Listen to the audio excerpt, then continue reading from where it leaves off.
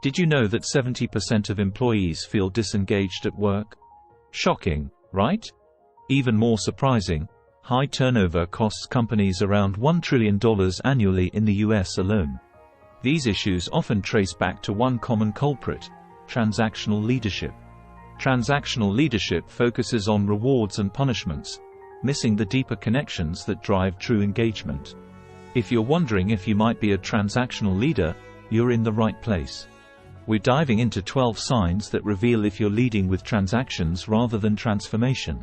In this video, you'll discover why relying on rewards over relationships could be hurting your team. Learn how micromanagement, short-term success, and punishment-focused feedback are red flags. We'll share strategies to shift from a transactional to a transformational leader, creating a more motivated and loyal team. Ready to find out if you're a transactional leader? Let's get started. Chapter 1: Reward over relationship. Are you more focused on incentives than personal connections? You might be a transactional leader. Transactional leaders prioritize rewards over building relationships. They often believe that tangible rewards drive better performance. But this approach can backfire. Employees might feel undervalued and see their work as just a means to an end. A study by Harvard Business Review found that employees who feel personally valued are 16% more productive. Relationships matter.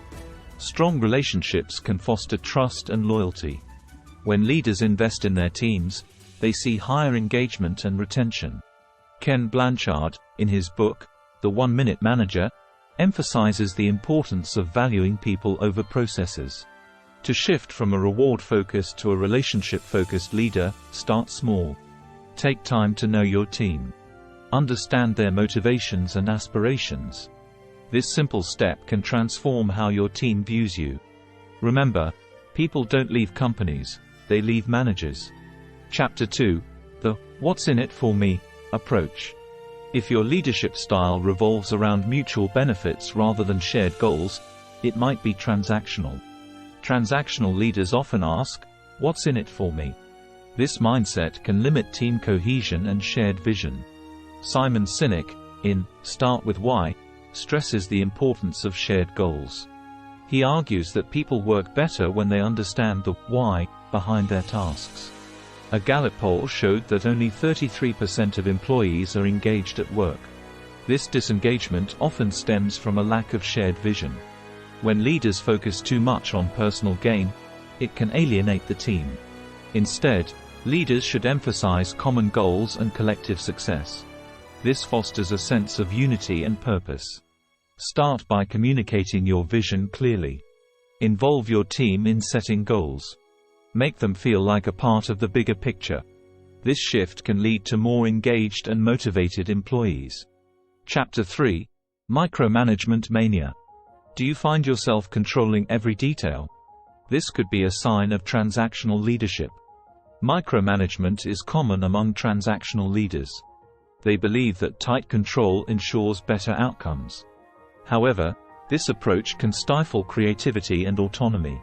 A study by the Journal of Experimental Psychology found that employees perform better when they have autonomy. Micromanagement can lead to frustration and decreased job satisfaction. Employees want to feel trusted. They want the freedom to make decisions and learn from their mistakes. In his book, Drive, Daniel Pink highlights the importance of autonomy in motivation. He argues that giving employees control over their work leads to better performance. To avoid micromanagement, focus on setting clear expectations and outcomes. Trust your team to deliver. Provide support when needed, but avoid hovering over every detail. Chapter 4: Praise with strings attached. Do you only give recognition for results? This is a hallmark of transactional leadership. Transactional leaders often tie praise to specific outcomes. While recognizing achievements is important, it shouldn't be conditional.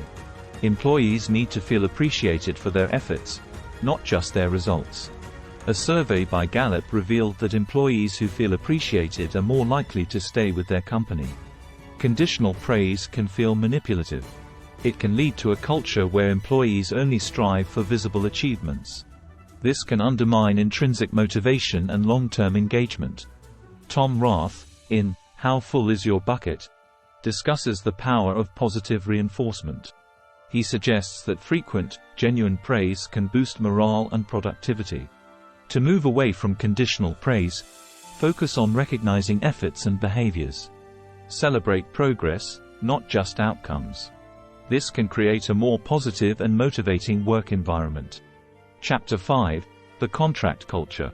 Are you relying more on formal agreements than trust? Transactional leaders often lean on contracts and formalities. This approach can create a culture of compliance rather than commitment. Stephen Covey, in The Speed of Trust, emphasizes that trust is the foundation of effective leadership. A Deloitte study found that high-trust companies are 2.5 times more likely to be high-performing. Trust fosters innovation, collaboration, and loyalty. When leaders focus too much on contracts, they miss out on the benefits of a trusting environment. To shift from a contract culture to a trust culture, start by being transparent. Share your vision and values openly. Encourage open communication and feedback. Trust your team to make decisions. This can lead to a more engaged and committed workforce. Chapter 6: Short-term success syndrome. Do you emphasize immediate achievements over long-term vision? This is another sign of transactional leadership. Transactional leaders often chase short-term wins. While this can deliver quick results, it can hinder long-term growth and sustainability. Jim Collins, in Good to Great, discusses the importance of having a long-term vision. He argues that great companies focus on enduring success rather than quick fixes.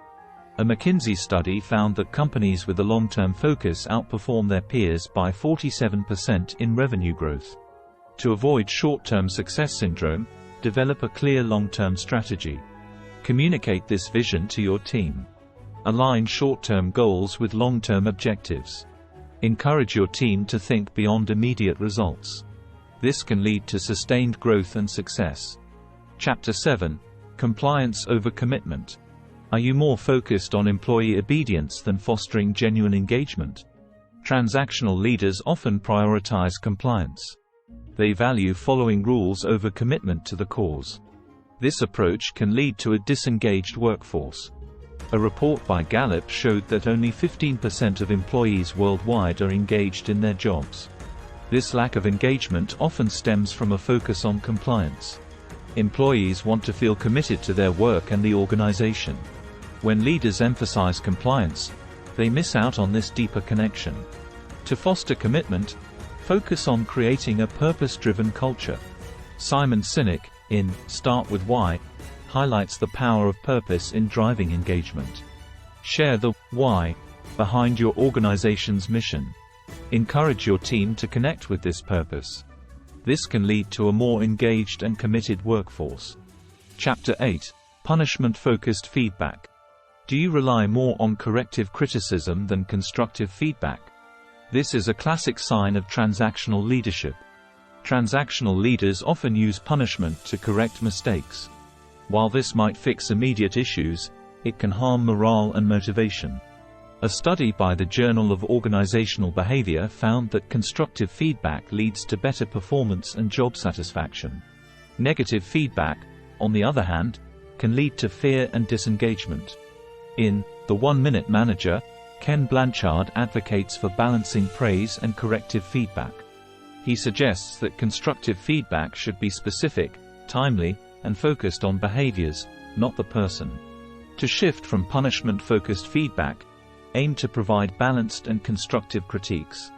Highlight what went well before addressing areas for improvement. This approach can boost morale and performance. Chapter 9: Quota-driven leadership.